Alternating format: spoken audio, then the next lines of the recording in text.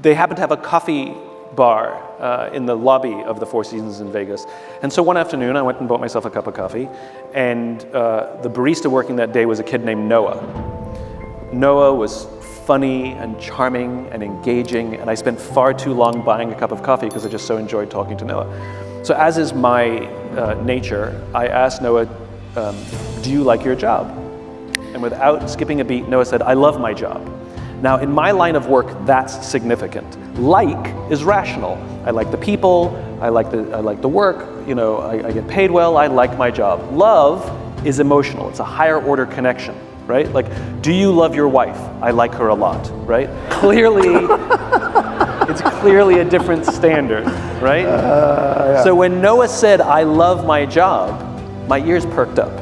This kid has an emotional connection to his work. So immediately I followed up and said, tell me specifically what the Four Seasons is doing that you would say to me you love your job. And again, without skipping a beat, Noah said, throughout the day, managers will walk past me and ask me how I'm doing, ask me if there's anything that I need to do my job better, not just my manager, any manager. And then he said, I also work at another hotel. And there the managers walk past us and catch us when we do something wrong. There the managers are always trying to drive performance and make sure we hit our numbers. He said, there I'd like to keep my head below the radar, get through the day and just collect my paycheck. Only at the Four Seasons do I feel I can be myself. Now, this is the exact same human being working at two different companies, and yet our experience of him will be profoundly different, not because of him, but because of the leadership environment in which he works. I get this question all the time. Simon, how do we get the most out of our people? People are not a towel that you wring them out to see how much you can get out of them.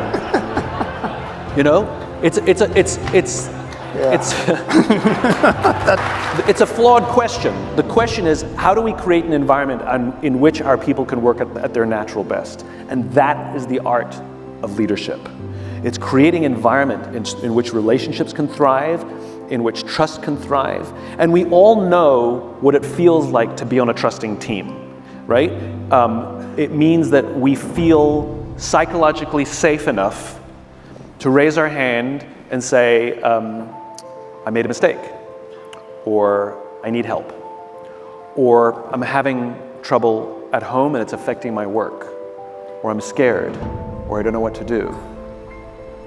Without any fear of humiliation or retribution, but rather to say these things with the absolute confidence that someone on our team will rush to support us.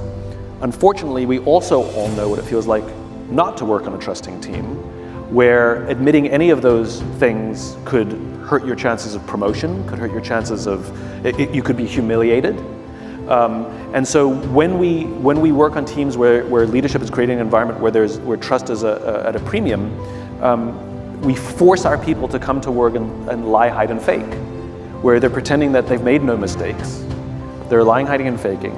And eventually things will crack and things will eventually break. And when you talk about reinvention and you talk about innovation and you talk about challenging the status quo or whatever it is, necessarily there's risk, and necessarily there are mistakes, and necessarily there's stupid ideas.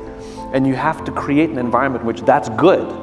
The alternative is everybody playing it safe, which is not the way that leads to vast or significant improvement.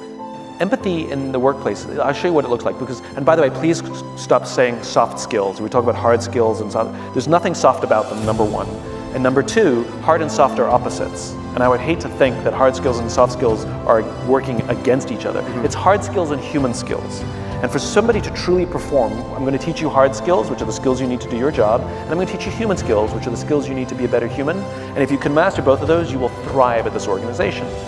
And I think that we need to double down on those human skills. So what does empathy look like in the workplace? Again, nothing soft about it, incredibly human. So the old system, prior, a non-empathetic scenario, fairly normal. You walk into someone's office and say, your numbers are down for the third quarter in a row. We've had this conversation before. If you don't pick up your numbers in the fourth quarter, I don't know what's going to happen. Right? That's a fairly normal scenario. Here's what empathy looks like. Your numbers are down for the third quarter in a row. We've talked about this before. Are you okay? What's going on? I'm worried about you. Right? And the injection of humanity in a human enterprise pays dividends. And this is the thing that's, I think, so fascinating about leadership in general, is we actually don't know the things that we say or do that actually have an impact, positive or negative, I might add. You know, and there are moments of truth. Like every single one of us has had an experience that we've done to someone or someone's done to us that we thought that was so innocuous we didn't even realize it. For example, you know, somebody did that. Somebody asked me how I was doing. They thought nothing of it, went about their day, and 10 years later, we still carry that gratitude to that person and that loyalty. And I think we forget, you know, just how important showing up and in our messy, imperfect human way, trying to be a version of our best selves amongst each other every single day. And by the way, all the talents and skills you teach at work about good leadership, the act of listening, the how to have difficult conversations, all these things, every single one of those will translate back home. You'll see marriages, the quality of marriages improve. You'll see the quality of relationships between parents and their children improve because of the skills that the office is teaching them, how to better, you know, interact with clients and colleagues. It's how to interact with human beings. And so all of the companies that I know that teach these skills, the number one feedback they get is my marriage is better and my relationship with my kids is better.